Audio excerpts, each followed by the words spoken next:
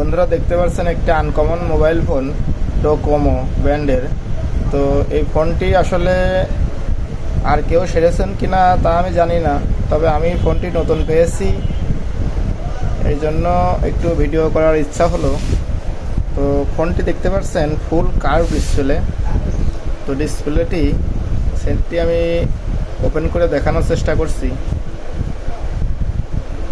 তো দেখতে পাচ্ছেন এটা হচ্ছে একটা চাইনিজ ভেরিয়েন্টের ফোন। তো ফোনটি ওপেন হলো।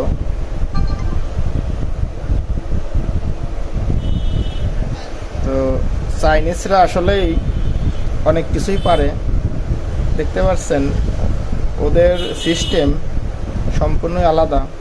তো বাংলাদেশে এই ফোনটি আর আছে কি না আমি বলতে পারবো না, চাইনিজ ভেরিয়েন্ট একটি ফোন।